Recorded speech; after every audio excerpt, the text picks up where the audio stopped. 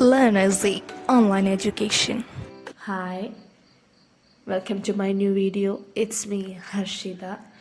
ഇന്ന് നമ്മൾ ഡിസ്കസ് ചെയ്യുന്ന ഭാഗം നമ്മുടെ MSO 004 paper 4 sociology in India എന്നുള്ള ഭാഗത്ത് യൂണിറ്റ് 1 ആയിട്ടുള്ള social background of the emergence of sociology in India, അതാണ് നമ്മുടെ യൂണിറ്റ് 1ൻ്റെ നെയിം. അതാണ് നമ്മൾ ഇന്ന് ഡിസ്കസ് ചെയ്യുന്നത്. Social background of the emergence of sociology in India എന്നുള്ള ഹെഡിങ്ങിൽ തന്നെ നിങ്ങൾക്ക് ആ ഒരു ചാപ്റ്ററിൻ്റെ കണ്ടൻറ് എന്താണെന്ന് നിങ്ങൾക്ക് മനസ്സിലായിട്ടുണ്ടാവും. നമ്മുടെ ഇന്ത്യയിലെ സോഷ്യോളജിയുടെ ഉദയത്തിൻ്റെ പശ്ചാത്തലത്തിനെ കുറിച്ചാണ് ഈ ഒരു ചാപ്റ്ററിൽ ചർച്ച ചെയ്യുന്നത്. ഇന്ത്യയിലെ സോഷ്യോളജി ഉദയം കണ്ട ആ ഒരു സാഹചര്യങ്ങളും അതിന് കാരണമായ സംഭവവികാസങ്ങളും അതിന് കാരണക്കാരായ സോഷ്യോളജിസ്റ്റിനെ കുറിച്ചൊക്കെയാണ് ഇന്ന് നമ്മൾ ഈ ഒരു ചാപ്റ്ററിൽ ചർച്ച ചെയ്യുന്നത്. ഇതിൻ്റെ കണ്ടൻറ്റിൽ ഒരുപാട് കാര്യങ്ങൾ പറയുന്നുണ്ട്. ഇതിലൊരുപാട് പേരുകൾ പഠിക്കാനുണ്ട്. നമുക്ക് ഒരുപാട് പേരുകളും സംഭവങ്ങളൊക്കെ നമുക്ക് ഈ ഒരു ചാപ്റ്ററിൽ പഠിക്കാനുണ്ട്. The historical roots of Indian sociology, the heritage of social thought in India, sociography in classical and Arab Persian accounts, socio-economic conditions of India at the advent of British rule, three major approaches of the Western to Indian society and culture, official view of the British regarding caste and tribes, growth of association and institutions promoting social inquiry, responses and reactions of the Indian intellectuals, yearly sociological beginnings, sociology and independent India. ഇത്രയും കാര്യങ്ങളാണ് നമ്മുടെ ഈ ഒരു ചാപ്റ്ററിൽ നമുക്ക് പഠിക്കാനുള്ളത്. Okay, നമുക്ക് നമ്മുടെ ക്ലാസ് സ്റ്റാർട്ട് ചെയ്യാം. Okay, first 101 ഇൻട്രൊഡക്ഷനാണ്. ഇൻട്രൊഡക്ഷനിൽ എന്തൊക്കെയാണ് പറയുന്നത് നോക്കാം. Sociology in India is connected to social anthropology. It's clearly defined. The Western sociology has influenced Indian sociology. Most scholars think it's important to understand the history of culture behind the development of sociology. ഇന്ത്യയിലെ സാമൂഹ്യശാസ്ത്രം എന്നത് സാമൂഹിക നരവംശശാസ്ത്രവുമായിട്ട് ബന്ധപ്പെട്ട് കിടക്കുന്ന ഒന്നാണ്. ഇത് വ്യക്തമായിട്ട് നിർവചിക്കപ്പെട്ടിട്ടില്ല. അതായത് സോഷ്യോളജി എന്നത് ഇന്ത്യയിൽ വ്യക്തമായിട്ട് നിർവചിക്കപ്പെട്ട ഒന്നല്ല. പാശ്ചാത്യ സാമൂഹ്യശാസ്ത്രം ഇന്ത്യൻ സാമൂഹ്യശാസ്ത്രത്തെ ഒരുപാട് സ്വാധീനിച്ചിട്ടുണ്ട്. സാമൂഹ്യശാസ്ത്രത്തിൻ്റെ വികാസത്തിനും പിന്നീട് ചരിത്രവും സംസ്കാരവും മനസ്സിലാക്കേണ്ടത് പ്രധാനമാണെന്ന് മിക്ക പണ്ഡിതന്മാരും കരുതുന്നു. ചരിത്രവും സംസ്കാരങ്ങളുമാണ് നമ്മൾ ചാപ്റ്ററിൽ നോക്കുന്നത്. അതാണ് നമ്മൾ ഇൻട്രൊഡക്ഷനിൽ പറയുന്നത്. ഓക്കെ, ഇനി അടുത്ത point 102, the historical roots of Indian sociology. ചരിത്രപരമായ വേരുകളാണ് നോക്കുന്നത് ഇന്ത്യൻ സോഷ്യോളജിയുടെ കേട്ടോ. Okay, sociology is called a humanistic social science. This means it studies people, ideas, values, dreams, problems and struggles. Unlike natural sciences, sociology is shaped by the unique history and culture of each country. സോഷ്യോളജിയെ ഒരു മാനുഷിക സാമൂഹ്യശാസ്ത്രം എന്ന് വിളിക്കുന്നുണ്ട്. ആരെ വിളിച്ചത്? Abraham.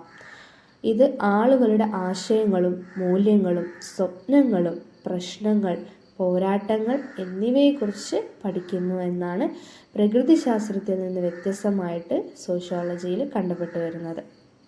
പ്രകൃതിശാസ്ത്രത്തിലെ മനുഷ്യൻ്റെ എവല്യൂഷനെ കുറിച്ചും അതുപോലെ ജീവശാസ്ത്രപരമായ കാര്യങ്ങളെക്കുറിച്ചാണ് പറയുന്നത്. ഇതിൽ മനുഷ്യൻ്റെ ആശയങ്ങളും മൂല്യങ്ങളും സ്വപ്നങ്ങളും പ്രശ്നങ്ങളും അതുപോലെ പോരാട്ടങ്ങളും അതിനുള്ള പരിഹാരങ്ങളും ഒക്കെ നമ്മളിതിൽ പഠിക്കുന്നുണ്ട്.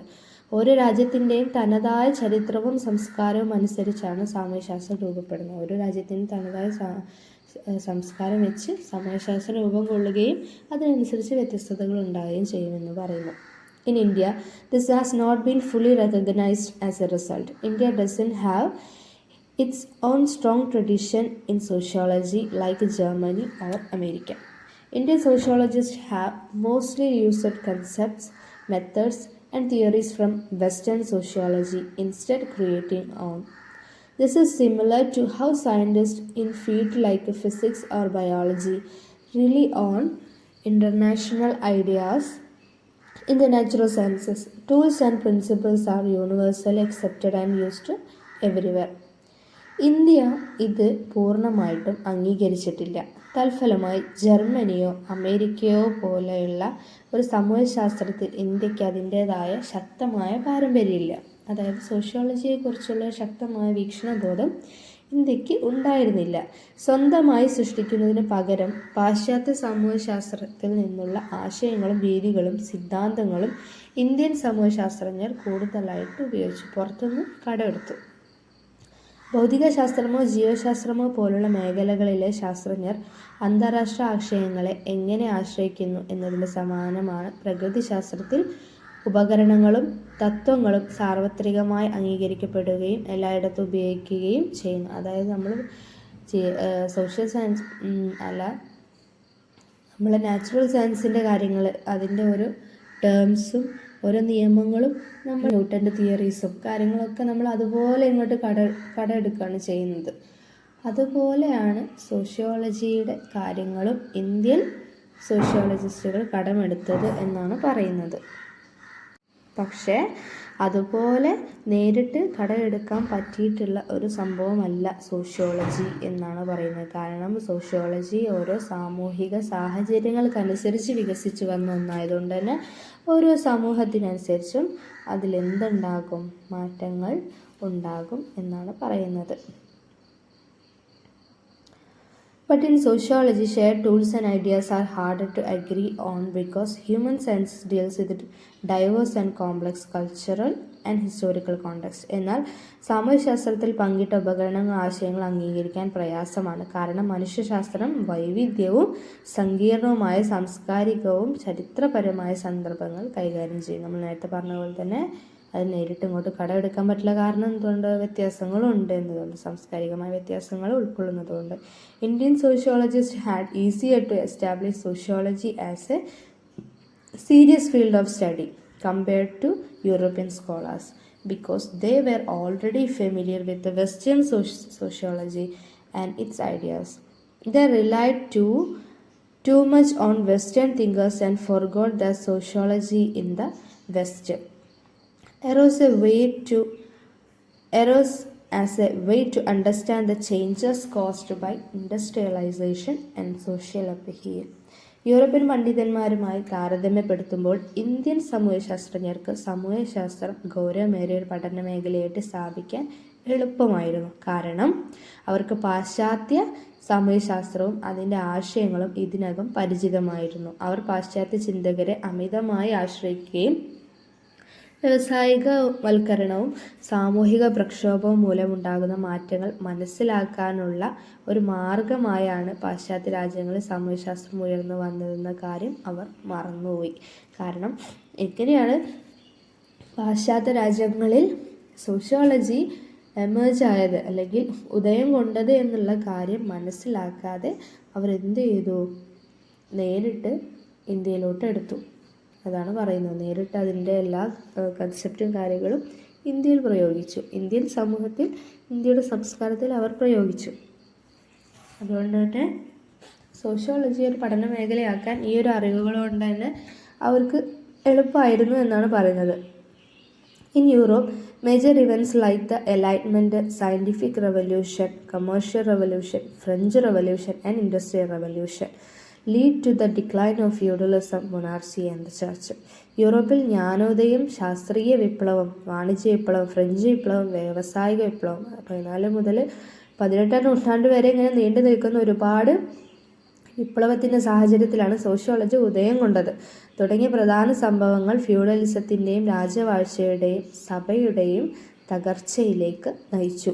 This events boat new opportunities and challenges for individuals, creating uncertainty in values and social order. Sociology emerged in the West as a way to address these issues, offering a new way of understanding the world and solving problems caused by the collapse of old systems. ഈ സംഭവങ്ങൾ വ്യക്തികൾക്ക് പുതിയ അവസരങ്ങളും വെല്ലുവിളികളും കൊണ്ടുവന്നു. മൂല്യങ്ങളിലും സാമൂഹിക ക്രമത്തിലും അനിശ്ചിതത്വം സൃഷ്ടിച്ചു. ഈ പ്രശ്നങ്ങൾ അഭിമുഖീകരിക്കുന്നതിനുള്ള ഒരു മാർഗമായിട്ടാണ് സോഷ്യോളജി യൂറോപ്യൻ കൺട്രീസിൽ ഉയർന്നു വന്നത്. ലോകത്തെ മനസ്സിലാക്കുന്നതിനുള്ള ഒരു പുതിയ മാർഗം വാഗ്ദാനം ചെയ്യുകയും പഴയ സംവിധാനങ്ങളുടെ തകർച്ച മൂലമുണ്ടാകുന്ന പ്രശ്നങ്ങൾ പരിഹരിക്കുകയും ചെയ്യാൻ ഇത് കാരണമായി. In contrast, India did not experience the rise of a industrial bureaucracies. When sociology arrived in the country, this made the development of sociology in India different from its development in the West. ഇതിന് വിപരീതമായിട്ട് സാമൂഹ്യശാസ്ത്രം നമ്മുടെ രാജ്യത്തെത്തിയപ്പോൾ, ഇന്ത്യയിലെത്തിയപ്പോൾ ഒരു വ്യാവസായിക ഭൂശ്വാസിയുടെ ഉദയം India അനുഭവിച്ചിരുന്നില്ല. കാരണം ഇതുപോലൊരു വിപ്ലവങ്ങൾ ഇന്ത്യയിൽ നടന്നിട്ടില്ല. ഒരു വ്യാവസായിക ഭൂശ്വാസിയുടെ അടിമത്തം ഇന്ത്യ അനുഭവിച്ചിരുന്നില്ല. ഇത് ഇന്ത്യയിലെ സാമൂഹ്യശാസ്ത്രത്തിൻ്റെ വികാസത്തെ പാശ്ചാത്യ രാജ്യങ്ങളിൽ നിന്ന് വ്യത്യസ്തമാക്കി. അവിടെ യൂറോപ്യൻ കൺട്രീസിൽ എന്തുകൊണ്ടാണ് സോഷ്യോളജി രൂപം കൊണ്ടത്? അവരുടെ അടിമത്തം, വ്യവസായവൽക്കരണത്തിൻ്റെ ഒരു മധ്യവർഗം, അതായത് ഒരു വ്യാവസായിക ഭൂശ്വാസിയുടെ അടിമത്തത്തിൽ നിന്ന് ആ ജനങ്ങൾ സമരം ചെയ്തു, തൻ്റെ അവകാശങ്ങൾക്ക് വേണ്ടിയിട്ട് സമരം ചെയ്ത് വിപ്ലവങ്ങൾ ഉണ്ടായപ്പോഴാണ് അവിടെ ഒരു സോഷ്യോളജി ഉദയം കൊണ്ടത്. ഇന്ത്യയിൽ അങ്ങനെ ഒരു സാഹചര്യം ഉണ്ടായിട്ടില്ല എന്നാണ് പറയുന്നത്. അതാണ് അവിടെയും ഇവിടെയും തമ്മിലുള്ള വ്യത്യാസം. The European rulers wanted to understand the lives and cultures of the people they governed, lead to studied about Indians' life and cultures. These studies become the foundation of sociology and anthropology in India. European ഭരണാധികാരികൾ തങ്ങൾ ഭരിക്കുന്ന ജനങ്ങളുടെ ജീവിതം, സംസ്കാരം മനസ്സിലാക്കാൻ ആഗ്രഹിച്ചിരുന്നു. ഇത് ഇന്ത്യക്കാരുടെ ജീവിതത്തെക്കുറിച്ചും സംസ്കാരത്തെക്കുറിച്ചുള്ള പഠനങ്ങളിലേക്ക് നയിച്ചു. ഈ പഠനങ്ങൾ ഇന്ത്യയിലെ സാമൂഹിക ശാസ്ത്രത്തിൻ്റെ നരവംശാസ്ത്രത്തിൻ്റെയും അടിത്തറയായിട്ട് മാറി എന്നാണ് പറയുന്നത്. ഇന്ത്യയിലേക്ക് എങ്ങനെയാണ് ആദ്യമായിട്ട് ഒരു സോഷ്യോളജി എന്നുള്ള തലക്കെട്ടിൽ നിന്ന് മാറ്റി നിർത്തി സോഷ്യോളജി പരമായിട്ടുള്ള കാര്യങ്ങൾ, സാമൂഹികപരമായിട്ടുള്ള കാര്യങ്ങളിൽ ഇടപെടാൻ തുടങ്ങിയത്? അത് ആദ്യം തുടങ്ങിയത് ആരാണ്? യൂറോപ്യൻസാണ്. ഈ യൂറോപ്യൻസ് തുടങ്ങി എന്നാണ് പറയുന്നത്. അവർ എങ്ങനെയാണ് ഇത് തുടങ്ങിയത്? ഈ ഒരു ഭാഗം മുതലാണ് the emergence of sociology start ചെയ്യുന്നത്. യൂറോപ്യൻ ഭരണാധികാരികൾ തങ്ങൾ ഭരിക്കുന്ന ജനങ്ങളുടെ ജീവിതവും സംസ്കാരം മനസ്സിലാക്കാൻ ആഗ്രഹിച്ചു. അവരെല്ലാം ഇവിടെ ഭരണം നടത്തി. അവരുടെ റൂളിലാണ് നമ്മൾ ജീവിച്ചുകൊണ്ടിരുന്നത്. അപ്പോൾ നമ്മൾ എളുപ്പത്തിൽ ഭരിക്കാനും നമ്മളെക്കുറിച്ച് മനസ്സിലാക്കാനും അവർ പഠനങ്ങൾ നടത്തി. അവിടെ മുതലാണ് ഒരു സോഷ്യോളജി ഡെവലപ്പ് ചെയ്യുന്നത് എന്നാണ് പറയുന്നത്. Initially, these efforts were shaped by the colonial rulers' interests, but later, genuine scientific curiosities helped improve those disciplines. It is important to remember that Indian sociology emerged within a colonial context, which influenced its development. തുടക്കത്തിൽ colonial ഭരണാധികാരികളുടെ താല്പര്യങ്ങൾക്കനുസൃതമാണ് ഈ ശ്രമങ്ങൾ രൂപപ്പെട്ടത്, അതായത് ഇന്ത്യയെക്കുറിച്ച് പഠിക്കാൻ ശ്രമിച്ചത്. എന്നാൽ പിന്നീട് യഥാർത്ഥ ശാസ്ത്ര ജിജ്ഞാസ ഈ വിഷയങ്ങൾ മെച്ചപ്പെടുത്താൻ അവരെ സഹായിച്ചു. ഇന്ത്യൻ സാമൂഹ്യശാസ്ത്രം ഒരു കൊളോണിയൽ പശ്ചാത്തലത്തിൽ ഉയർന്നു വന്നതാണ്. അത് അതിൻ്റെ വികാസത്തെ സ്വാധീനിച്ചു എന്നത് ഓർത്തിരിക്കേണ്ടത് പ്രധാനമാണ്. For example, in 1957, scholars Dumont and Peacock claimed that Indian sociology had only truly begun in the last 10 years, a statement that went largely unchanged. Claiming sociology was rooted in the Western thinkers like Plato and Aristotle, he argued that Eastern societies lacked the traditions of sociological thinking.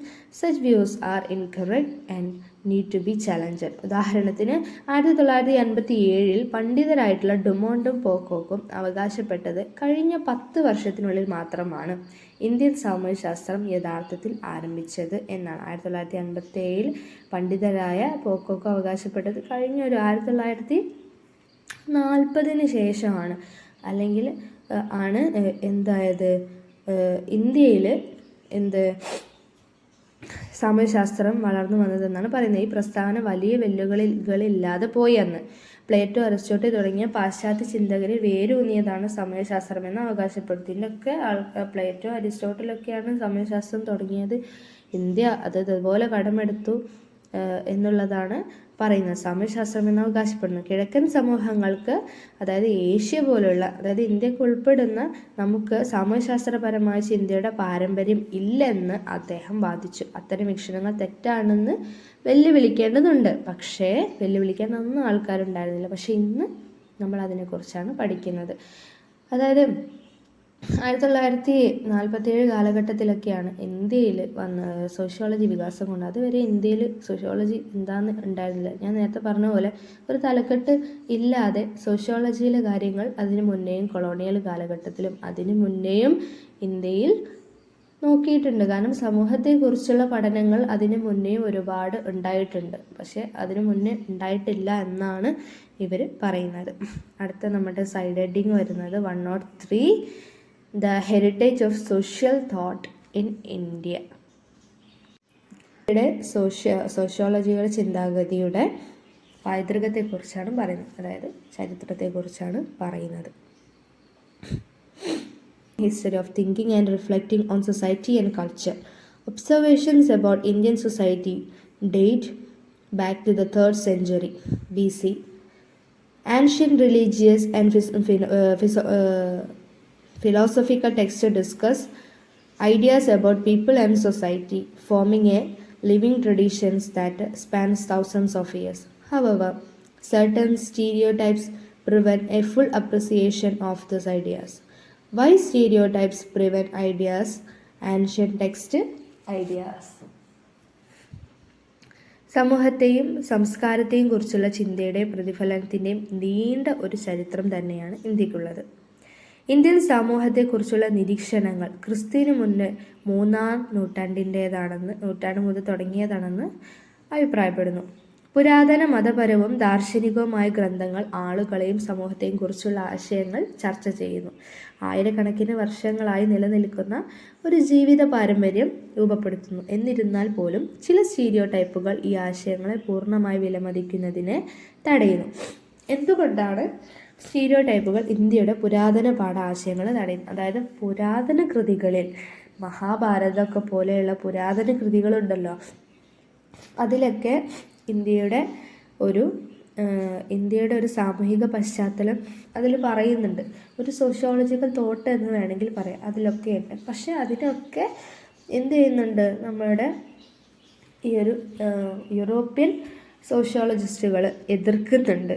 അത് എതിർക്കുന്നതിൻ്റെ കാരണങ്ങളാണ് പറയുന്നത്. അതിലൊന്നാമത് misconception about focus on ethics. It is believed that Indian texts focus too much on metaphysics and ethics, making them distant from real social life. For example, Bierstedt argued that these texts were more about moral guidance than studying society objectively. ധാർമ്മികതയിൽ ശ്രദ്ധ കേന്ദ്രീകരിക്കുന്നതിനുള്ള തെറ്റിദ്ധാരണ. Indian ഗ്രന്ഥങ്ങൾ മെറ്റാഫിസിക്സിലും ധാർമ്മികതയിലും വളരെയധികം ശ്രദ്ധ കേന്ദ്രീകരിക്കുന്നു. Metaphysics എന്താണെന്ന് പറഞ്ഞില്ല, നമ്മൾ ദൈവികമായ ചിന്തകൾ, അതിലും ധാർമ്മികതയിലും വളരെയധികം ശ്രദ്ധ കേന്ദ്രീകരിക്കുകയും യഥാർത്ഥ സാമൂഹിക ജീവിതത്തിൽ നിന്ന് അവരെ അകറ്റുകയും ചെയ്തുവെന്ന് വിശ്വസിക്കപ്പെടുന്നു. ഉദാഹരണത്തിന്, ഈ ഗ്രന്ഥങ്ങൾ സമൂഹത്തെ വസ്തുനിഷ്ഠമായി പഠിക്കുന്നതിനേക്കാൾ ധാർമ്മിക മാർഗനിർദ്ദേശങ്ങളെക്കുറിച്ചാണെന്ന് ബിയർസ്റ്റൺ വാദിക്കുന്നു. അതായത് ഇപ്പോൾ നടന്നുകൊണ്ടിരിക്കുന്ന ഒരു സമൂഹത്തെ വസ്തുനിഷ്ഠമായിട്ട് പഠിക്കുന്നതിനേക്കാൾ കൂടുതൽ ദൈവത്തോട് ഉപമിച്ച് ധാർമ്മികത, അതായത് നമ്മളെ ധാർമ്മികമായിട്ടുള്ള കാര്യങ്ങൾ മാത്രമാണ് പറയുന്നത് എന്നാണ് അദ്ദേഹം വാദിച്ചത്. അടുത്ത പോയിന്റ് പറയുന്നത് lack of empirical approach. Some argue that these texts didn't promote observation and study of human behavior and society in the systematic way. അനുഭവപരമായ സമീപനത്തിൻ്റെ ഒരു അഭാവം. ഈ ഗ്രന്ഥങ്ങളെല്ലാം വ്യവസ്ഥാപിതമായ രീതിയിൽ മനുഷ്യൻ്റെ പെരുമാറ്റത്തെയും സമൂഹത്തെയും നിരീക്ഷിക്കാനും പഠിക്കാനും പ്രോത്സാഹിപ്പിച്ചിട്ടില്ലെന്ന് ചിലർ വാദിക്കുന്നു. അടുത്ത പോയിന്റ് പറയുന്നത്, ancient Indian text like the Dharmashastra by Manu, were connected to the social realities of their time. While they contained philosophical ideas, they also reflected the existing social systems and practices. വാസ്തവത്തിൽ മനുവിൻ്റെ ധർമ്മശാസ്ത്രം പോലെയുള്ള പല പുരാതന ഇന്ത്യൻ ഗ്രന്ഥങ്ങളും അവരുടെ കാലത്തെ സാമൂഹിക യാഥാർത്ഥ്യങ്ങളുമായിട്ട് ബന്ധപ്പെട്ടിരുന്നവയായിരുന്നു. അവയിൽ ദാർശനിക ആശയങ്ങൾ അടങ്ങിയിട്ടുണ്ടെങ്കിൽ പോലും നിലവിലുള്ള സാമൂഹിക വ്യവസ്ഥകളെയും സമ്പ്രദായങ്ങളെയും അവർ പ്രതിഫലിപ്പിച്ചു. ദൈവികമായിട്ടുള്ള കാര്യങ്ങളും ഒക്കെ പറഞ്ഞിട്ടുണ്ടെങ്കിൽ പോലും എന്താണ് സാമൂഹിക വ്യവസ്ഥകളെയും സമ്പ്രദായങ്ങളെയും അവ പ്രതിഫലിപ്പിച്ചിരിക്കുന്നു. അവർ അവരുടെ ഒരു കാലഘട്ടത്തെക്കുറിച്ചാണ്, അവരുടെ ഒരു ജീവിത ശൈലികളെക്കുറിച്ച് പറഞ്ഞിട്ടുണ്ടെങ്കിലും സാമൂഹിക വ്യവസ്ഥകളെക്കുറിച്ചും ഇതിൽ പറഞ്ഞിട്ടുണ്ടെന്നാണ് പറയുന്നത്. For example, Manu's Dharmashtra was not just an idealized vision of society. It included rules and concepts shaped by the specific time and social categories of its era.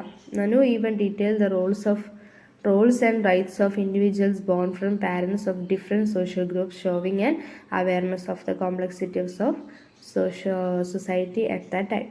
ഉദാഹരണത്തിന് മനുവിൻ്റെ ധർമ്മശാസ്ത്രം സമൂഹത്തിൻ്റെ ഒരു ആദർശപരമായ കാഴ്ചപ്പാട് മാത്രമായിരുന്നില്ല, അതിൻ്റെ കാലഘട്ടത്തിലെ നിർദ്ദിഷ്ട സ്ഥലവും സമയവും സാമൂഹിക വിഭാഗങ്ങൾ എന്നിവ അനുസരിച്ച് രൂപപ്പെടുത്തിയ നിയമങ്ങളും ആശയങ്ങളും അതിലുൾപ്പെടുന്നതാണ്. വ്യത്യസ്ത സാമൂഹിക ഗ്രൂപ്പുകളുടെ മാതാപിതാക്കളിൽ നിന്ന് ജനിച്ച വ്യക്തികളുടെ റോളുകളും അവകാശങ്ങളും മനു വിശദമായിട്ട് വിവരിച്ചു. അക്കാലത്തെ സമൂഹത്തിൻ്റെ സങ്കീർണതകളെക്കുറിച്ചുള്ള അവബോധം അതിൽ കാണിക്കുന്നു. Manu, who supported the idea of maintaining the Varna system, did not reflect the rights of people who didn't follow the system, unlike Aristotle, who denied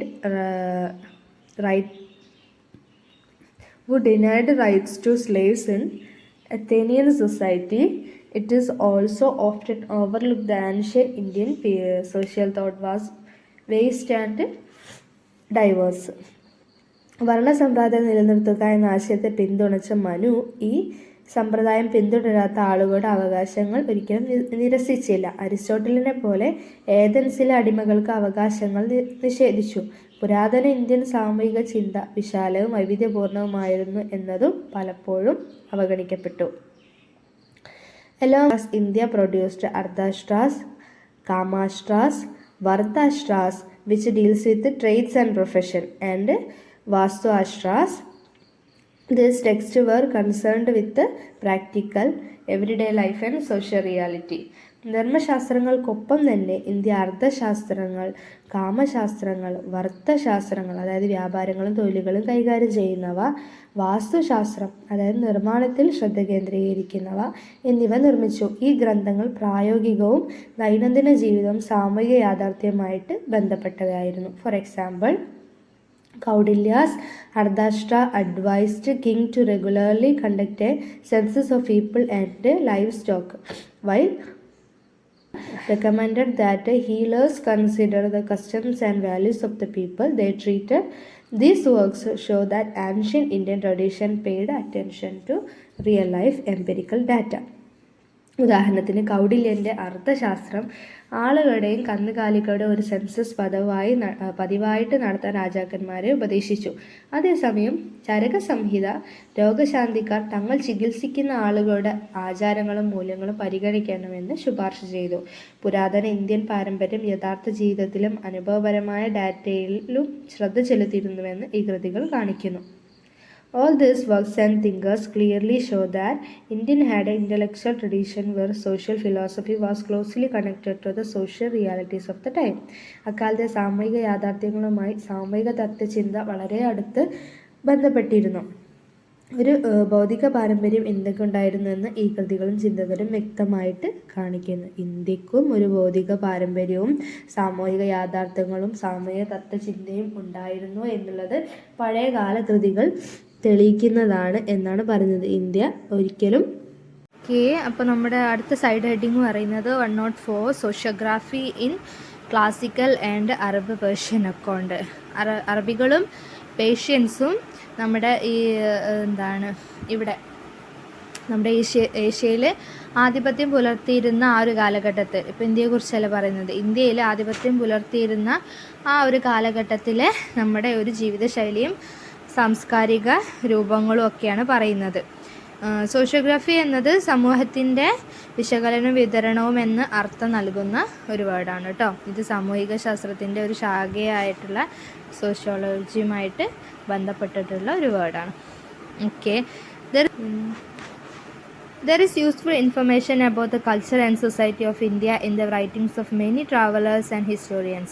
These travelers included Greeks, Romans, Byzantines, Jews, Chinese, and from around AD 1000 onward, Arabs, Turkeys, Afghans, and Persians. Many classical accounts of Indian society follow the observation of Megasthenes, a Greek ambassador to the court of Chandragupta Maurya. നിരവധി സഞ്ചാരികളുടെയും ചരിത്രകാരന്മാരുടെയും രചനകളിൽ ഇന്ത്യയുടെ സംസ്കാരത്തെയും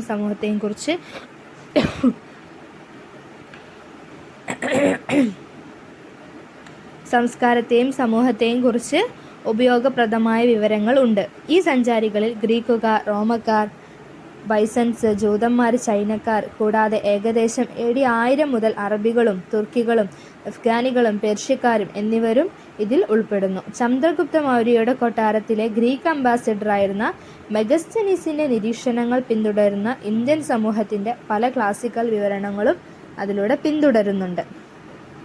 He directly observed parts of India and described the society as being divided into 7 classes, though he did not mention the Varna system.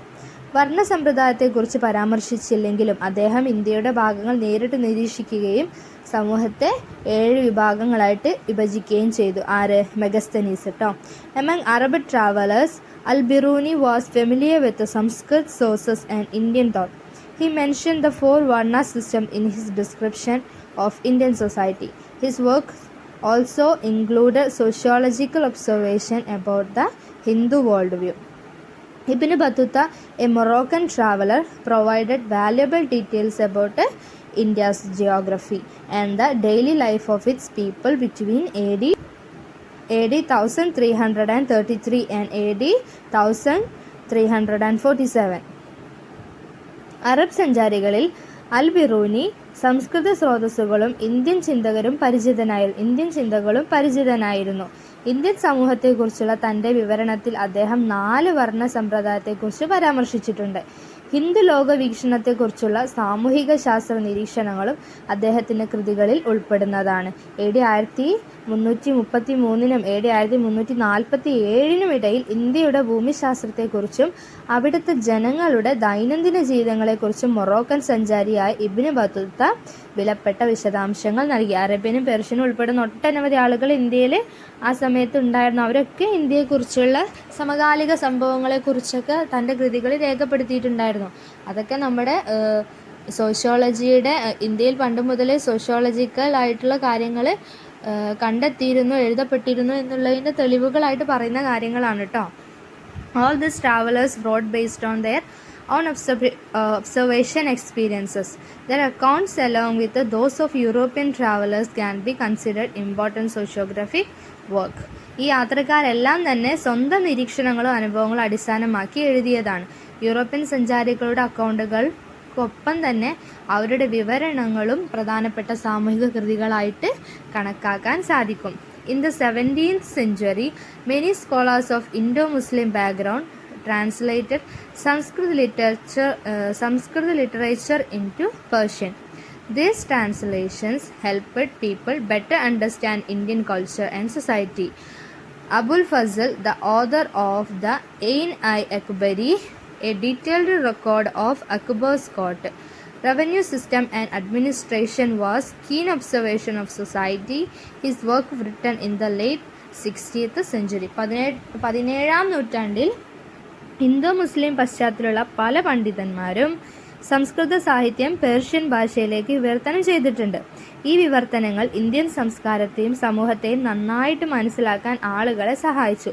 അക്ബറിൻ്റെ കോടതി, revenue സംവിധാനം, ഭരണ സംവിധാനം എന്നിവയുടെ വിശദമായ രേഖയായ ഐൻ-ഇ-അക്ബരിയുടെ രചയിതാവായിട്ടുള്ള അബുൽ ഫസൽ സമൂഹത്തിൻ്റെ സൂക്ഷ്മ നിരീക്ഷകനായിരുന്നു.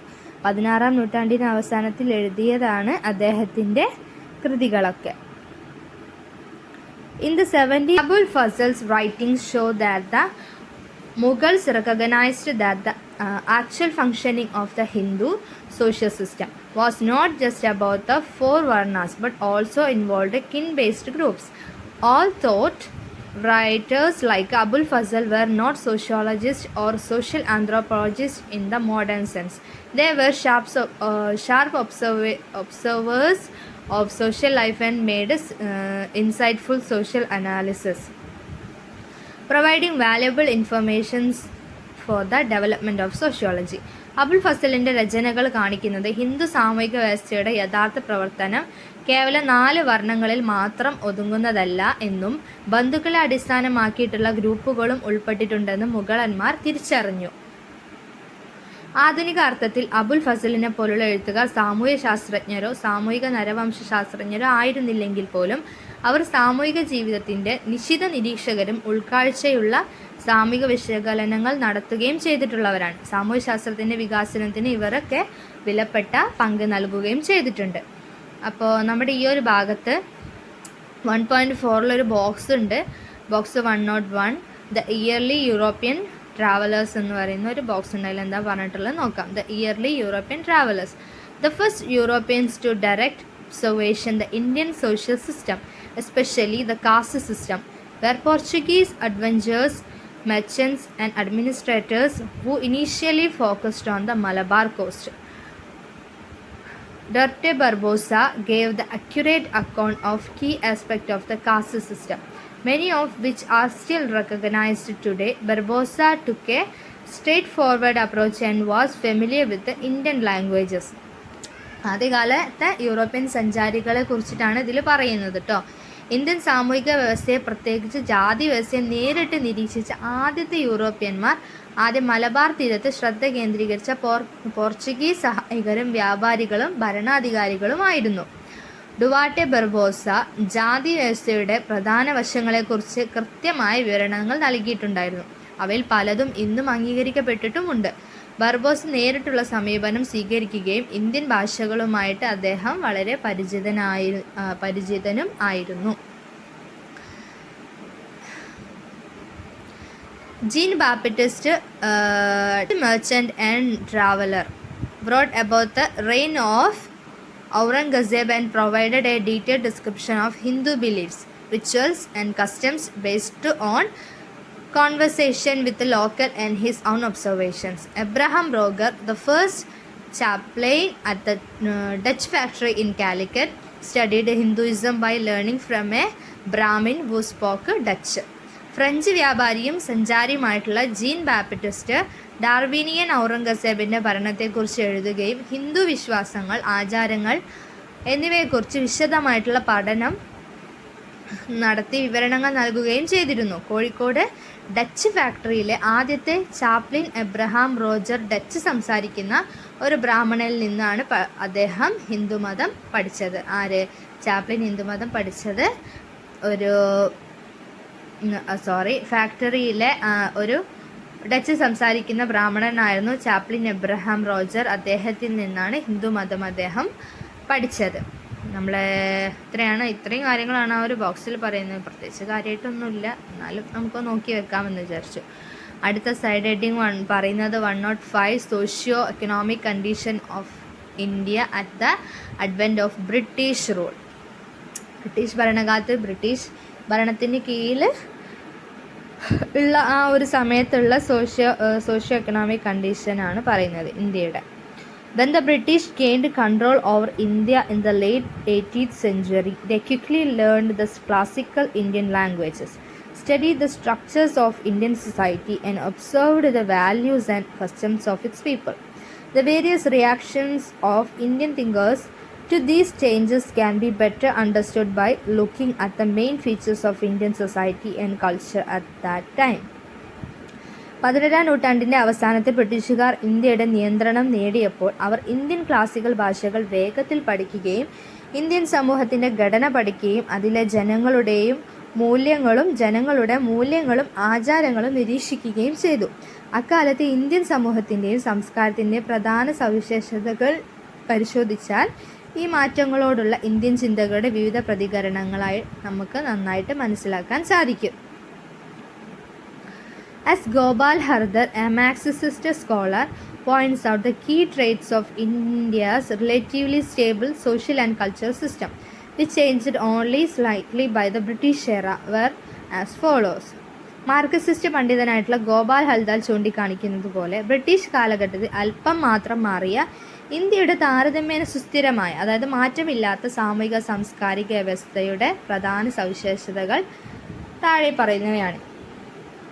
എക്കണോമിക്കലി, സാമ്പത്തികമായിട്ട് India's economy was mostly based on farming and tools and equipment did not change. Arts and craft which were connected to the simple production also remained underdeveloped. ഇന്ത്യയുടെ സമ്പദ് വ്യവസ്ഥ കൂടുതലും കൃഷിയെ അടിസ്ഥാനമാക്കിയിട്ടുള്ളതായിരുന്നു. ഉപകരണങ്ങളും ടൂൾസും കാര്യങ്ങളും ഒന്നും അവിടെ മാറിയിട്ടുണ്ടായിരുന്നില്ല. ഈ ലളിതമായ ഉൽപ്പാദനവുമായി ബന്ധിപ്പിച്ചിരുന്ന കലകളും കരകൗശലങ്ങളും അവികസിതമായിട്ട് തുടരുകയാണ് ചെയ്തത്. ബ്രിട്ടീഷ് ഭരണം വരുന്നതിന് മുന്നേ ഒന്നിലും ഒരു വികസനം ഉണ്ടായിരുന്നില്ല. ഒരു സെയിം റൊട്ടീനായിട്ട് പോയിക്കൊണ്ടിരിക്കുന്ന ഒരു സാമ്പത്തികമായിരുന്നു ഇന്ത്യയുടേതെന്നാണ് പറയുന്നത്. Society was build around self sufficient village communities made up of nearby villages. The caste system was a key feature, organizing people into groups based on their social and economic roles. It also provided job security and maintained order within these groups. സമീപ ഗ്രാമങ്ങൾ ഉൾക്കൊള്ളുന്ന സ്വയം പര്യാപ്ത ഗ്രാമസമൂഹങ്ങളെ ചുറ്റിപ്പറ്റിയാണ് സമൂഹം അവർ കെട്ടിപ്പടുത്തത്. അടുത്തടുത്തുള്ള ഗ്രാമങ്ങൾ ആണ് ഒരു സമൂഹമായിട്ട് അവർ കെട്ടിപ്പടുത്തത്. ജാതി വ്യവസ്ഥ ഒരു പ്രധാനപ്പെട്ട സവിശേഷതയായിരുന്നു. ആളുകളെ അവരുടെ സാമൂഹികവും സാമ്പത്തികവുമായിട്ടുള്ള റോളുകളെ അടിസ്ഥാനമാക്കി ഗ്രൂപ്പുകളായിട്ട് സംഘടിപ്പിച്ചിരുന്നു. ഇത് തൊഴിൽ സുരക്ഷയും ഗ്രൂപ്പുകൾക്കിടയിൽ ക്രമം നിലനിർത്തുകയും ചെയ്തു. ഓരോരുത്തർക്ക് ഓരോ ജാതി രീതിയിൽ ഓരോരുത്തരെ വ്യത്യസ്ത തട്ടുകളാക്കിയിട്ട് അവർ തന്നെ തരംതിരിച്ചിട്ടുണ്ടായിരുന്നു എന്നാണ് പറയുന്നത്. ഇത് എന്തായത് ഒരു ക്രമം പോലെ നിലനിന്നു പോകുന്നു എന്നാണ് പറയുന്നത്. Class A, class B, class 3 ഒക്കെ പോലെ. Ideologically, a central idea in Indian culture was beliefs in karma and rebirth, which shaped its religion and philosophy. This belief discouraged people from changing their social status or pursuing individual goals, helping to maintain social stability. പ്രത്യയശാസ്ത്രപരമായിട്ട് Indian സംസ്കാരത്തിലെ ഒരു കേന്ദ്ര ആശയം കർമ്മത്തിലും പുനർജന്മത്തിലുമുള്ള വിശ്വാസമായിരുന്നു. അത് അതിൻ്റെ മതത്തെയും തത്വചിന്തയെയും രൂപപ്പെടുത്തി. ഈ വിശ്വാസം ആളുകളെ അവരുടെ സാമൂഹിക പദവി മാറ്റുന്നതിൽ നിന്നും അല്ലെങ്കിൽ വ്യക്തിഗത ലക്ഷ്യങ്ങൾ പിന്തുടരുന്നതിൽ നിന്നും നിരുത്സാഹപ്പെടുത്തി. സാമൂഹിക സ്ഥിരത നിലനിർത്താൻ സഹായിച്ചു. അതായത് എല്ലാവരുടെയും കർമ്മത്തിന് പുനർജന്മത്തിലുള്ള വിശ്വാസങ്ങൾ അന്നത്തെ കാലത്ത് നിലനിരുന്നു. അതായത് മതാചാരങ്ങളായിരുന്നു ഏറ്റവും മുൻപന്തിയിൽ നിന്നത്. ഓരോ ക്ലാസ്സുകളാക്കി തിരിച്ചപ്പോഴും ഓരോ ക്ലാസ്സുകൾക്ക് ഇന്ന ജോലി അല്ലെങ്കിൽ ഇന്നവർക്ക് ഇന്നതേ ചെയ്യാൻ പാടുള്ളൂ എന്നുള്ള ഒരു സ്ട്രിക്റ്റ് ആയിട്ടുള്ള റൂൾസ് അന്ന് നമ്മുടെ ഇന്ത്യയിൽ നിലനിന്നിരുന്നത് കൊണ്ട് തന്നെ തനിക്ക് ഇഷ്ടമുള്ള കാര്യങ്ങൾ ചെയ്യാൻ വേണ്ടിയിട്ട് ആർക്കും സാധിക്കില്ലായിരുന്നു. ഇപ്പോൾ ഈഴവന്മാർക്ക് ബ്രാഹ്മണന്മാർ ചെയ്യുന്ന കാര്യങ്ങളോ ബ്രാഹ്മണന്മാർക്ക് ഈഴവർ ചെയ്യുന്ന കാര്യങ്ങളോ ചെയ്യാൻ സാധിക്കില്ലായിരുന്നു. കാരണം അങ്ങനെയായിരുന്നു അന്നത്തെ ഒരു സാമൂഹിക രീതി നിലനിന്നിരുന്നത്. Under British rule change like railway, western education and the press disrupted India's traditional socio-economic system. While British exploitation destroyed native industries to benefit their own, it also sparked a desire for better living standards and individual progress. Contact with Western education led Indian intellectuals to critically examine the society and culture, paving the way for sociology in India. British ഭരണത്തിൻ്റെ കീഴിൽ railway, പാശ്ചാത്യ വിദ്യാഭ്യാസം, പത്രമാധ്യമങ്ങൾ തുടങ്ങിയ മാറ്റങ്ങൾ ഇന്ത്യയുടെ പരമ്പരാഗത സാമൂഹിക സാമ്പത്തിക വ്യവസ്ഥയെ താറുമാറാക്കി. കാരണം വികസനങ്ങൾ വന്നത് നമ്മുടെ ഒരു പരമ്പരാഗതമായിട്ടുള്ള സംഭവനങ്ങളെ കൊണ്ട് കീറി മുറിച്ചുകൊണ്ടായിരുന്നു വികസനങ്ങൾ വന്നത്. ബ്രിട്ടീഷ് ചൂഷണം തദ്ദേശീയ വ്യവസായങ്ങളെ സ്വന്തം നേട്ടത്തിനായി നശിപ്പിച്ചപ്പോൾ മെച്ചപ്പെട്ട ജീവിത നിലവാരത്തിനും വ്യക്തിഗത പുരോഗതിക്കും വേണ്ടിയുള്ള ആഗ്രഹവും അത് ഉണർത്തി. പാശ്ചാത്യ വിദ്യാഭ്യാസവുമായിട്ടുള്ള സമ്പർക്കം ഇന്ത്യൻ ബുദ്ധിജീവികളെ അവരുടെ സമൂഹത്തെയും സംസ്കാരത്തെയും വിമർശനാത്മകമായി പരിശോധിക്കാൻ പ്രേരിപ്പിച്ചു. ഇത് ഇന്ത്യയിൽ സാമൂഹ്യശാസ്ത്രത്തിന് വഴിയൊരുക്കി. ഇതൊരു പ്രധാനപ്പെട്ട പോയിൻ്റാണ്. ഇന്ത്യയിൽ സാമൂഹ്യശാസ്ത്രം, അതായത് സമൂഹത്തെക്കുറിച്ച് എല്ലാവർക്കുമുള്ളൊരു ചിന്ത വന്നത് ഈ ബ്രിട്ടീഷ് ഭരണത്തിൻ്റെ ഈ ഒരു കാലഘട്ടത്തിലായിരുന്നു. അതിൻ്റെ മെയിൻ പോയിൻ്റാണ് പറയുന്നത്. ബ്രിട്ടീഷ് മാധ്യമങ്ങൾ ബ്രിട്ടീഷുകാർ വികസനങ്ങൾ കൊണ്ടുവന്നു. മാത്രമല്ല ഏറ്റവും പോയിൻ്റഡ് ആയിട്ട് പറയുന്നത് അവരുടെ സാമ്പത്തിക പുരോഗതിക്ക് വേണ്ടി അവർ ഇന്ത്യയെ ചൂഷണം ചെയ്തു. കൃഷിയിൽ അധിഷ്ഠിതമായിരുന്ന ഇന്ത്യൻ രാജ്യം തൻ്റെ ഭക്ഷ്യോൽപാദനത്തിൽ അധിഷ്ഠിതമായിരുന്ന ഇന്ത്യയിൽ അവരെന്ത് ചെയ്തു? അവർക്ക് ആവശ്യമുള്ള സാധനങ്ങൾ മാത്രം കൃഷി ചെയ്യുന്ന ഒരു ഇടനിലമായിട്ട് അവർ മാറ്റിയെടുത്തു. അങ്ങനൊരു അവസ്ഥയിൽ അവർക്ക് സ്വന്തമായിട്ട് ഒരു വ്യക്തിഗത പുരോഗതിക്ക് വേണ്ടിയിട്ട് ആഗ്രഹം ഉണരുകയും പാശ്ചാത്യ വിദ്യാഭ്യാസവുമായിട്ട് അന്ന് നമ്മുടെ നാട്ടിലുള്ളവർ സമ്പർക്കം പുലർത്തുകയും അതുവഴി അവരുടെ ഐഡിയാസുകളൊക്കെ നമുക്ക് മനസ്സിലാവുകയും അവരുടെ സംസ്കാരത്തെയും വിമർശനാത്മകമായിട്ട് പരിശോധിക്കാൻ വേണ്ടി അത് പ്രേരിപ്പിക്കുകയും ചെയ്തു. അവിടെയാണ് സാമൂഹ്യശാസ്ത്രത്തിൻ്റെ വഴി ഒരുങ്ങുന്നത്. അടുത്ത പോയിന്റ് പറയുന്നത്, അടുത്ത സൈഡ് ഹെഡിങ് പറയുന്നത് 106 3 major approaches of the westerners to Indian society and culture ആണ്. പാശ്ചാത്യരുടെ 3 പ്രധാനപ്പെട്ട സമീപനങ്ങൾ, ഇന്ത്യയിൽ അവർ ചെയ്തിട്ടുള്ള 3 പ്രധാനപ്പെട്ട അവരുടെ ഒരു സമീപനങ്ങളെക്കുറിച്ചാണ് ഇനി പറയുന്നത്. By the late 18th century, Western views of India were shaped by 3 groups. 18ാം നൂറ്റാണ്ടിൻ്റെ അവസാനത്തോടെ ഇന്ത്യയുടെ പാശ്ചാത്യ വീക്ഷണങ്ങൾ 3 ഗ്രൂപ്പുകളായിട്ട് രൂപപ്പെട്ടു കഴിഞ്ഞു. Orientalist admires India's spiritual traditions but saw its society as unchanging and timeliness. ഓറിയൻ്റലിസ്റ്റുകൾ ഇന്ത്യയുടെ ആത്മീയ പാരമ്പര്യങ്ങൾ അഭിനന്ദിച്ചു, എന്നാൽ അതിൻ്റെ സമൂഹത്തെ മാറ്റമില്ലാത്തതും കാലാതീതവുമാണെന്ന് കണ്ടു. 2 പറയുന്നത് missionaries viewed Indian culture as needing complete religious conversion, labelling Hinduism and superstitious and flawed. ഹിന്ദുമതത്തെ അന്ധവിശ്വാസവും വികലനവുമാണെന്ന് മുദ്രകുത്തി. സമ്പൂർണ്ണ മതപരിവർത്തനം ആവശ്യമാണെന്ന് മിഷണറിമാർ ഇന്ത്യ സംസ്കാരത്തെ വീക്ഷിച്ചു. ഓറിയൻ്റലിസ്റ്റുകൾ എന്ത് പറഞ്ഞതോ ആത്മീയ പാരമ്പര്യത്തെ അഭിനന്ദിച്ചു, എന്നാൽ അതിൻ്റെ മാറ്റമില്ലാത്തതും കാലാതീതമാണെന്നാണ് അവർ കണ്ടത്. മിഷണറീസ് പറഞ്ഞത് ഹിന്ദുമതം അന്ധവിശ്വാസം നിറഞ്ഞതാണെന്നും അതുകൊണ്ട് എന്ത് വേണമെന്നും മതപരിവർത്തനം വേണമെന്നുമാണ് അവർ പറഞ്ഞത്. Administrators influenced by practical British training studied Indian society to better exploits its resources. പ്രായോഗിക ബ്രിട്ടീഷ് പരിശീലനത്താൽ സ്വാധീനിക്കപ്പെട്ട ഭരണാധികാരികൾ ഇന്ത്യൻ സമൂഹത്തെ അതിൻ്റെ വിഭവങ്ങൾ നന്നായി ചൂഷണം ചെയ്യാൻ വേണ്ടിയിട്ട് പഠിച്ചു. ഈ ഒരു 3 രീതികളാണ്, സമീപനങ്ങളാണ് അവർ ഇന്ത്യയിൽ പ്രയോഗിച്ചത്. While missionaries added to the study of Indian society, Orientalists saw its a decline from golden age and administrators focused on practical control. മിഷനറിമാർ ഇന്ത്യൻ സമൂഹത്തെക്കുറിച്ചുള്ള പഠനത്തെക്കുറിച്ച് ചേർത്തപ്പോൾ ഓറിയൻ്റലിസ്റ്റുകൾ അതിനെ സുവർണ കാലഘട്ടത്തിൽ നിന്നുള്ള ഒരു പതനമായിട്ടാണ് കണ്ടത്. ഭരണാധികാരികൾ പ്രായോഗിക നിയന്ത്രണത്തിൽ ശ്രദ്ധ കേന്ദ്രീകരിക്കുകയും ചെയ്തു. British administrators tried to simplify the complex lives of Indian villagers to make it easier to govern. For example, B.H. Baden-Powell wrote a book called The Land System of British India, which explained how villagers worked. He said there were 2 types of villagers. British ഭരണാധികാരികൾ ഭരിക്കുന്നത് എളുപ്പമാക്കുന്നതിന് വേണ്ടി Indian ഗ്രാമീണരുടെ സങ്കീർണമായ ജീവിതം ലളിതമാക്കാൻ വേണ്ടി ശ്രമിച്ചു.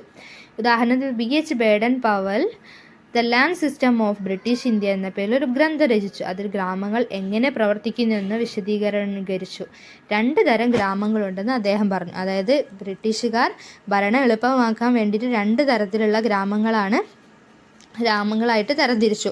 ഒന്ന് ryotwari villages were farmers owned and worked their land directly. രണ്ടാമത് പറയുന്നത് landlord villages where landlord controlled the land and farmers worked under dum.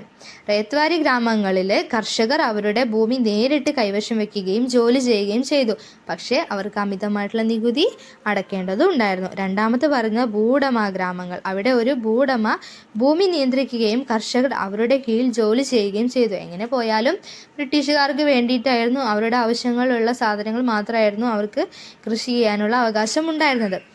Baden-Powell disagreed with another scholar, Henry Maine, who believed all Indian villages were self-sufficient and unchanging. എല്ലാ Indian ഗ്രാമങ്ങളും സ്വയം പര്യാപ്തവും മാറ്റമില്ലാത്തതുമാണെന്ന് വിശ്വസിക്കുന്ന മറ്റൊരു പണ്ഡിതനായ ഹെൻറി മെയിനുമായി Baden Powell വിയോജിച്ചിട്ടുണ്ടായിരുന്നു. The British used these ideas to organize villages, which helped them manage taxes and land, but ignored the real problems like unfair land policies, farmers' struggles, and poverty caused by colonial rule. Even reports like the Farming Commission of 1901 identified issues like farmers losing land to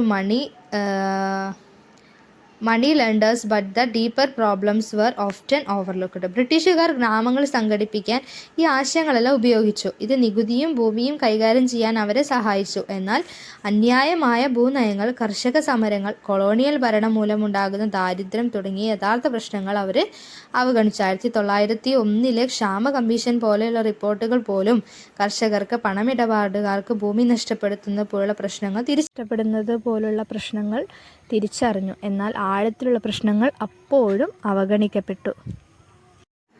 okay, അപ്പോൾ നമ്മുടെ അടുത്ത side heading 107 official view of the British regarding caste and tribes. കാസ്റ്റിനെയും ട്രൈബ്സിനെയും സംബന്ധിച്ചുള്ള ബ്രിട്ടീഷുകാരുടെ വ്യൂസിനെ കുറിച്ചാണ് അടുത്തത് പറയുന്നത്.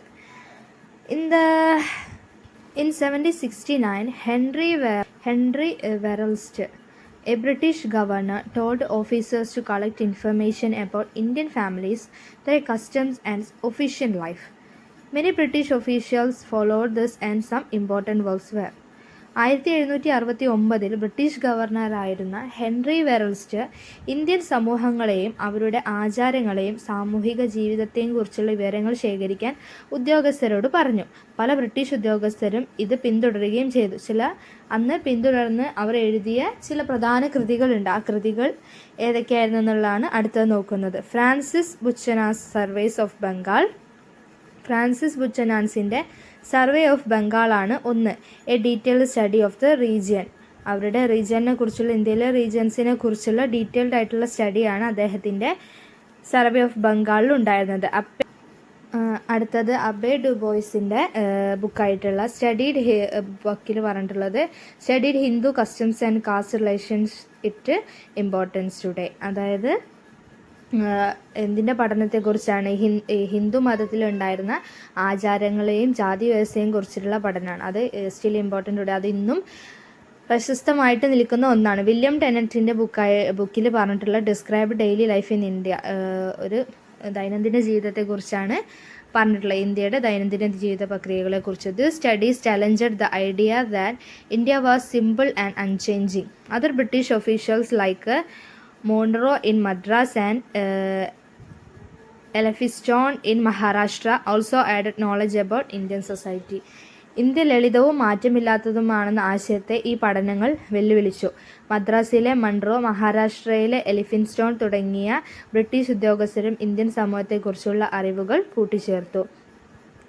In 1861, the British started the first all India census to collect that more systematically in 1901. Sir Herbert Risley suggested a special survey too. 1861 ബ്രിട്ടീഷുകാർ കൂടുതൽ വ്യവസ്ഥാപിതമായ ഡാറ്റകൾ ശേഖരിക്കുന്നതിനായിട്ട് ആദ്യത്തെ അഖിലേന്ത്യാ സെൻസസ് ആരംഭിച്ചു. 1901 സർ ഹെർബർട്ട് റിസ്ലി ഇതിനായിട്ട് ഒരു പ്രത്യേക സർവേ നിർദ്ദേശിച്ചു. Use Indian data to help solve problems in India. ഇന്ത്യയിലെ ഡാറ്റകൾ ശേഖരിച്ചുകൊണ്ട് അത് എന്ത് ചെയ്യാൻ വേണ്ടിയിട്ടായിരുന്നു? ഇന്ത്യയിലെ പ്രശ്നങ്ങൾ ദൂരീകരിക്കാൻ വേണ്ടിയിട്ടായിരുന്നു. Record old traditions before they disappeared.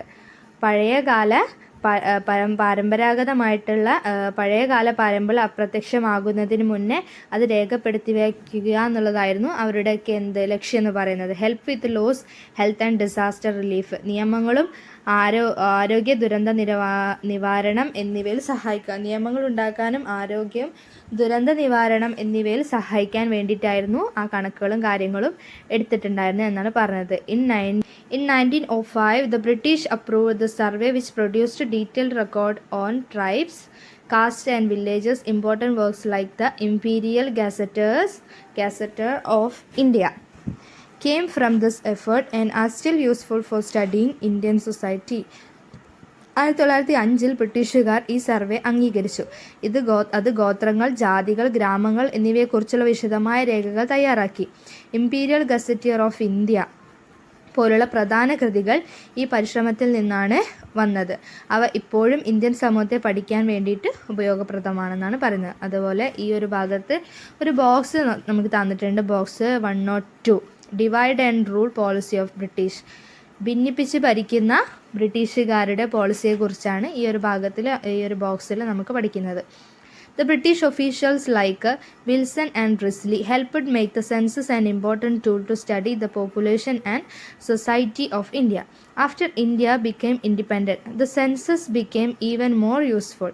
However, the British used the census as part of their divide and rule strategy to create division between Hindus and other groups.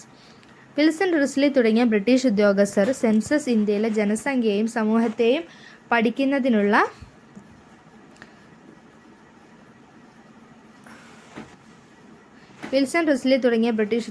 Census ഇന്ത്യയിലെ ജനസംഖ്യയും സമൂഹത്തെ പഠിക്കുന്നതിനുള്ള ഒരു പ്രധാന ഉപകരണമാക്കി മാറ്റാൻ വേണ്ടിയിട്ട് സഹായിച്ചു. ഇന്ത്യ സ്വതന്ത്രമായതിനു ശേഷം സെൻസസ് കൂടുതൽ ഉപയോഗപ്രദമായി. എന്നിരുന്നാലും ഹിന്ദുക്കൾക്കും മറ്റു ഗ്രൂപ്പുകൾക്കുമിടയിൽ ഭിന്നിപ്പുണ്ടാക്കാൻ ബ്രിട്ടീഷുകാർ അവരുടെ വിഭജിച്ച് ഭരിക്കുക എന്ന തന്ത്രത്തിൻ്റെ ഭാഗമായിട്ട് സെൻസസ് ഉപയോഗിച്ചു. For example, Risley noticed that many tribes were becoming part of Hinduism and he didn't like this. This idea helped the British create differences between Hindus and other groups. ഉദാഹരണത്തിന്, പല ഗോത്രങ്ങളും ഹിന്ദു മതത്തിൻ്റെ ഭാഗമാകുന്നത് റിസ്ലി ശ്രദ്ധിച്ചു. ഇത് അദ്ദേഹത്തിന് ഒരിക്കലും ഇഷ്ടപ്പെട്ടിരുന്നില്ല. ഈ ആശയം ബ്രിട്ടീഷുകാരെ ഹിന്ദുക്കൾക്കും മറ്റു ഗ്രൂപ്പുകൾക്കുമിടയിൽ ഭിന്നത സൃഷ്ടിക്കാൻ സഹായിച്ചു. ഉദാഹരണത്തിന്, പല ഗോത്രങ്ങളും ഹിന്ദു മതത്തിൻ്റെ ഭാഗമാകുന്നത് റിസ്ലി ശ്രദ്ധിച്ചു. ഇത് അദ്ദേഹത്തിന് ഇഷ്ടപ്പെട്ടില്ല. ഈ ആശയം ബ്രിട്ടീഷുകാരെ ഹിന്ദുക്കൾക്കും മറ്റു ഗ്രൂപ്പുകൾക്കുമിടയിൽ ഭിന്നത സൃഷ്ടിക്കാൻ വേണ്ടിയിട്ട് സഹായിച്ചു. While the British carefully recorded caste differences within Hinduism, they didn't pay as much attention to division in other religious groups. This was criticized by Indian nationalists who believed it caused unnecessary divisions. After India gained independence, the census stopped recording information based on caste. ബ്രിട്ടീഷുകാർ ഹിന്ദു മതത്തിനുള്ളിലെ ജാതി വ്യത്യാസങ്ങൾ ശ്രദ്ധാപൂർവം രേഖപ്പെടുത്തിയപ്പോൾ മറ്റ് മതവിഭാഗങ്ങളിലെ വിഭജനങ്ങളിൽ അവർ അത്ര ശ്രദ്ധിച്ചിരുന്നില്ല. ഇത് Indian ദേശീയവാദികൾ വിമർശിച്ചു. അതായത് തീവ്ര ദേശീയവാദികളും എന്തുകൊണ്ടാണ് ഹിന്ദു മതത്തിൽ മാത്രം ഇവർ ഇത്ര കീറി മുറിക്കാൻ നോക്കുന്നത് എന്ന് ചോദിച്ചുകൊണ്ട് വിമർശിച്ചു. ഇത് അനാവശ്യ വിഭജനത്തിന് കാരണമാകുമെന്ന് അവരൊക്കെ വിശ്വസിച്ചു. ഇന്ത്യ സ്വാതന്ത്ര്യം നേടിയ ശേഷം ജാതി അടിസ്ഥാനമാക്കിയുള്ള വിവരങ്ങൾ രേഖപ്പെടുത്തുന്നതിൻ്റെ സെൻസസ് നിർത്തിവെക്കുകയും ചെയ്തു. ഇത്രയൊക്കെയാണ് നമ്മുടെ ബോക്സിൽ പറയുന്നത് കേട്ടോ. അപ്പോൾ നമ്മൾ അടുത്ത സൈഡ് ഹെഡിങ് നമുക്ക് നോക്കാം. 108 growth of association and institutions promoting social inquiry. അതായത് സാമൂഹിക അന്വേഷണത്തെ പ്രോത്സാഹിപ്പിക്കുന്ന സ്ഥാപനങ്ങളുടെയും അസോസിയേഷനുകളുടെയും വളർച്ചയെക്കുറിച്ചാണ് ഈ ഒരു ഭാഗത്ത് പറയുന്നത്. അതിൽ പോയിന്റ് വൈസ് ആയിട്ടാണ് നമ്മൾ നോക്കുന്നത്. അതിൽ ഫസ്റ്റ് പോയിന്റ് വരുന്നത്, western interest in Indian society lead to the growth of social activity in India despite its limitation. Indian സമൂഹത്തോടുള്ള പാശ്ചാത്യ താൽപ്പര്യം പരിമിതികൾക്കിടയിലും ഇന്ത്യയിൽ സാമൂഹിക പ്രവർത്തനത്തിൻ്റെ വളർച്ചയിലേക്ക് നയിച്ചിട്ടുണ്ട്. Key intellectuals group formed in the 18th and 19th centuries. Asiatic society of Bengal, founded by Sir William Jones, focused on history, science, art and social issues. 18 19 നൂറ്റാണ്ടുകൾ രൂപീകരിച്ച പ്രധാന ബൗദ്ധിക ഗ്രൂപ്പുകളായിട്ടുള്ള സർ വില്യം ജോൺസിൻ്റെ സ്ഥാപിച്ച ഏഷ്യാറ്റിക് സൊസൈറ്റി ഓഫ് ബംഗാൾ ചരിത്രം, ശാസ്ത്രം, കല, സാമൂഹിക വിഷയങ്ങൾ എന്നിവയിൽ ശ്രദ്ധ കേന്ദ്രീകരിച്ചു. Published works on mythology, law, history, anthropology and more. പുരാണങ്ങളും നിയമം, ചരിത്രം, നരവംശാസ്ത്രം തുടങ്ങിയ വിഷയങ്ങളിൽ പ്രസിദ്ധീകരിച്ച കൃതികളൊക്കെ ഇന്ത്യൻ സമൂഹത്തോടുള്ള പാശ്ചാത്യ താല്പര്യം സമൂഹങ്ങൾക്കിടയിൽ വളർച്ച കൊണ്ടുവരാനുള്ള കാരണമായി. കാരണം ഇതൊക്കെ അവരുടെ കൃതികളാണ്. അതൊക്കെ ഇന്ത്യൻ സമൂഹത്തിൻ്റെ വളർച്ചയ്ക്ക് ഉപകാരപ്പെട്ടിട്ടുണ്ട് എന്നാണ് പറയുന്നത്. അടുത്ത പോയിന്റ് പറയുന്നത്, academic association in Bengal inspired by Henry Derozio encouraged young thinkers like Pyari Chand Mitra and Dakshina Rajan Mukherjee to question social and philosophical ideas.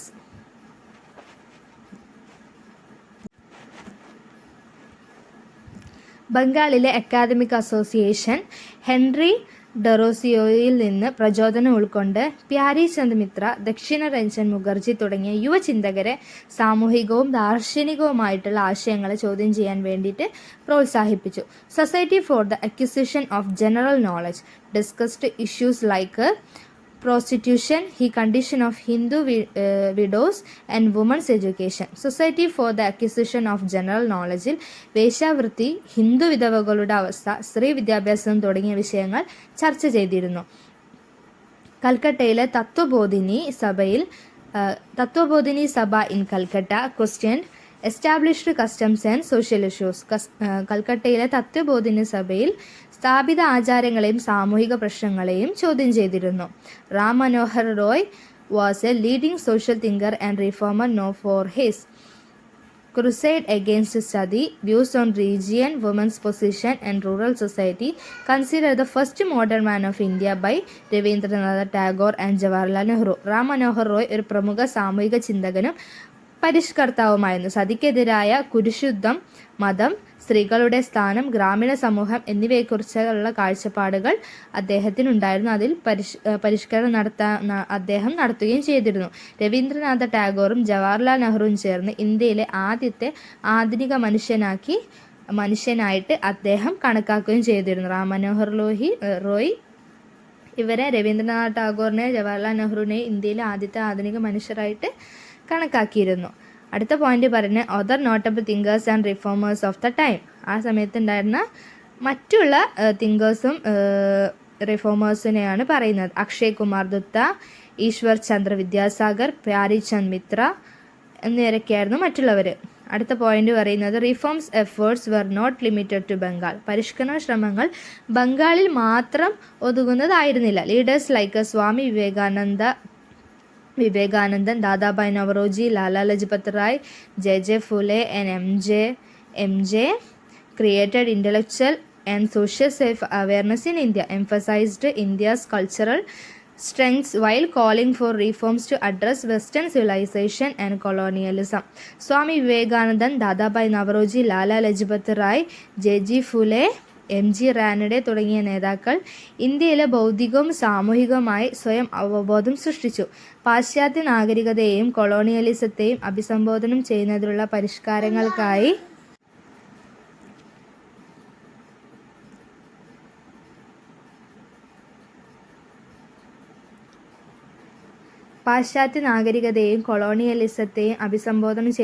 പരിഷ്കാരങ്ങൾക്കായി ആഹ്വാനം ചെയ്യുമ്പോൾ ഇന്ത്യയുടെ സാംസ്കാരിക ശക്തികൾക്ക് ഇവരൊക്കെ ഊന്നൽ നൽകി. സ്വാമി വിവേകാനന്ദൻ, ദാദാഭായ് നവറോജി, ലാലാ ലജ്പത് റായ്, ജെ ഫുലെ, MG റാനഡെ തുടങ്ങിയ നേതാക്കൾ ഇന്ത്യയിൽ ബൗദ്ധികവും സാമൂഹികവുമായി സ്വയം അവബോധം സൃഷ്ടിച്ചു. പാശ്ചാത്യ നാഗരികതയെയും കൊളോണിയലിസത്തെയും അഭിസംബോധന ചെയ്യുന്നതിനുള്ള പരിഷ്കാരങ്ങൾക്കായി ആഹ്വാനം ചെയ്യുമ്പോൾ ഇന്ത്യയുടെ സാംസ്കാരിക ശക്തികൾക്ക് ഊന്നൽ നൽകുകയും ചെയ്തു. ഇനി അവരുടെ പ്രസിദ്ധീകരിച്ച സർവേകൾ പ്രസിദ്ധീകരിച്ച ഡീറ്റെയിൽസാണ് പറയുന്നത്. Literacy society of Bombay published survey like one on a small town loan and another on the pargana of Jumsar. Literacy society of Bombay ഒരു ചെറിയ പട്ടണമായ ലോണിലും മറ്റൊന്ന് ജംബൂസറിലെ പെർഗുണ്ടയിലും പോലെയുള്ള സർവേകൾ പ്രസിദ്ധീകരിച്ചു. Madras journal of literature and science published studied on history, ethnography and surveys of cities and village. Madras journal of literature and science ചരിത്രം, നരവംശാസ്ത്രം, നഗരങ്ങളുടെയും ഗ്രാമങ്ങളുടെയും survey എന്നിവയെക്കുറിച്ചുള്ള പഠനങ്ങൾ പ്രസിദ്ധീകരിച്ചു. ഇതാണ് സർവകലാശാലകൾ പ്രസിദ്ധീകരിച്ച പുസ്തകങ്ങളാണ് പറയുന്നത്. Banaras institute published a paper on social progress, ethnography and social problems. Banaras institute സാമൂഹിക പുരോഗതി, നരവംശാസ്ത്രം, സാമൂഹിക പ്രശ്നങ്ങൾ എന്നിവയെക്കുറിച്ചുള്ള പ്രബന്ധങ്ങൾ പ്രസിദ്ധീകരിച്ചു. Oudh scientific society in Lucknow focused on social problems and featured a paper on sociology for India by Syed Sharafuddin. Oudh scientific society ലക്നൌവിലുള്ള സാമൂഹിക പ്രശ്നങ്ങൾ ശ്രദ്ധ കേന്ദ്രീകരിക്കുകയും സയ്യിദ് ഷറഫുദ്ദീൻ്റെ സോഷ്യോളജി ഫോർ ഇന്ത്യ എന്ന വിഷയത്തിലുള്ള പ്രബന്ധം അവതരിപ്പിക്കുകയും ചെയ്തു. ഈ പ്രസിദ്ധീകരിച്ചതൊക്കെ ഇന്ത്യക്കാർ നമ്മുടെ ആ സമൂഹത്തെക്കുറിച്ച് ആ ഒരു സമയത്ത് എഴുതിയിട്ടുള്ള പ്രസിദ്ധീകരണങ്ങളാണ് കേട്ടോ. അതൊക്കെ പ്രസിദ്ധീകരിച്ച യൂണിവേഴ്സിറ്റികളെ കുറിച്ചാണ് പറയുന്നത്. Society for Sociological Studies, Jaipur was also established to focus on society. സോഷ്യോളജിയിൽ ശ്രദ്ധ കേന്ദ്രീകരിക്കുന്നതിനായിട്ട് സൊസൈറ്റി ഫോർ സോഷ്യോളജിക്കൽ സ്റ്റഡീസ് സ്ഥാപിച്ചു. Calcutta and more association than other cities. കൽക്കട്ടയിലും അതുപോലെ തന്നെ ഒരുപാട് അസോസിയേഷനുകൾ ഉണ്ടായിട്ടുണ്ട് എന്നാണ് പറയുന്നത്. Bethune society contributed to social science studies in 1859 it started a sociology section. Bethune society സാമൂഹിക ശാസ്ത്ര പഠനത്തിന് സംഭാവന നൽകി 1859 ഒരു സോഷ്യോളജി വിഭാഗം ആരംഭിച്ചു എന്നാണ് പറയുന്നത്. Bengal Social Science Association collected data on the social, moral, intellectual conditions of Bengal and worked on promoting good measures for the country.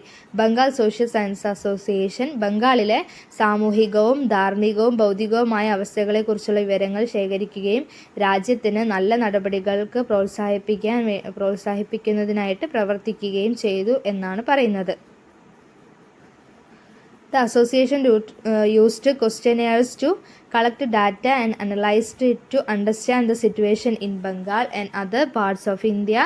Many Indians were members of the association council. ബംഗാളിലെയും ഇന്ത്യയുടെ മറ്റ് ഭാഗങ്ങളിലെയും സ്ഥിതിഗതികൾ മനസ്സിലാക്കാൻ association ചോദ്യാവലികൾ ഉപയോഗിച്ച് data ശേഖരിക്കുകയും അത് വിശകലനം ചെയ്യുകയും ചെയ്തു. നിരവധി ഇന്ത്യക്കാർ അസോസിയേഷൻ കൗൺസിലിൽ അംഗങ്ങളായിരുന്നു.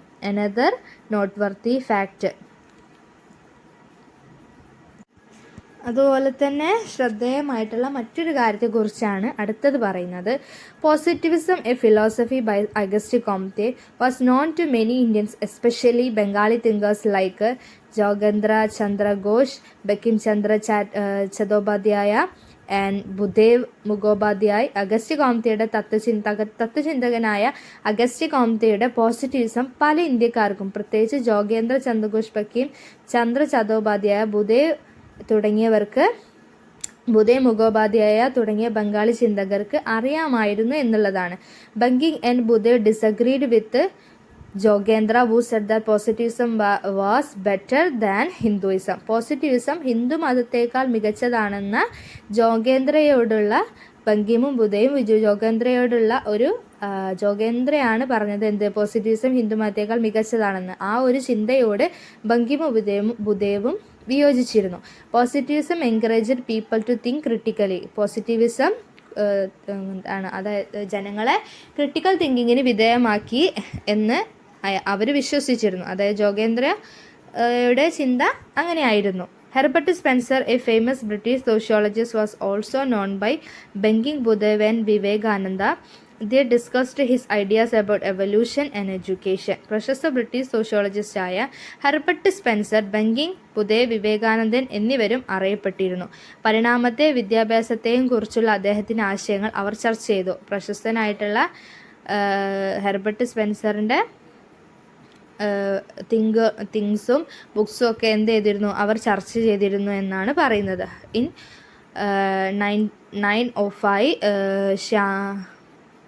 905 Shyamaji Krishna Verma, a political leader from Britain who was inspired by Spencer, started a journal called Indian Sociology. However, this journal didn't focus on sociology or social problems in scientific way.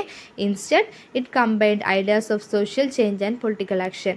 1905 സ്പെൻസറിൽ നിന്ന് പ്രചോദനം ഉൾക്കൊണ്ട് ബ്രിട്ടനിൽ നിന്നുള്ള രാഷ്ട്രീയ നേതാവായിട്ടുള്ള ശ്യാമജി Krishna Varma Indian sociology എന്ന പേരിലൊരു journal ആരംഭിച്ചു. എന്നിരുന്നാലും ഈ ഒരു ജേർണൽ ശാസ്ത്രീയമായ രീതിയിൽ മനുഷ്യശാസ്ത്രത്തിലോ സാമൂഹിക പ്രശ്നത്തിലോ ശ്രദ്ധ കേന്ദ്രീകരിച്ചിരുന്നില്ല. പകരം അത് സാമൂഹിക മാറ്റത്തിൻ്റെയും രാഷ്ട്രീയ പ്രവർത്തനത്തിൻ്റെയും ആശയങ്ങളെ സംയോജിപ്പിച്ചുകൊണ്ടുള്ള ഒരു ജേണൽ ആയിരുന്നു എന്നാണ് പറയുന്നത്. ഇത്രയൊക്കെയാണ് നമ്മളുടെ ഈ ഒരു മെയിൻ യൂണിറ്റ് 1 108 വരെയാണ് നമ്മൾ ഇതുവരെ പറഞ്ഞു നിർത്തിയത്. 109 മുതൽ നമുക്ക് ഇതിൻ്റെ സെക്കൻഡ് പാർട്ടിൽ ചർച്ച ചെയ്യാം കേട്ടോ. ഓക്കെ, സോ ഞാനിവിടെ വീഡിയോ വൈൻഡപ്പ് ചെയ്യാണ്. Thank you for watching my video. See you in the next video. എല്ലാവരും ഒന്ന് ലൈക്ക് ചെയ്ത് സപ്പോർട്ട് ചെയ്യണം കേട്ടോ.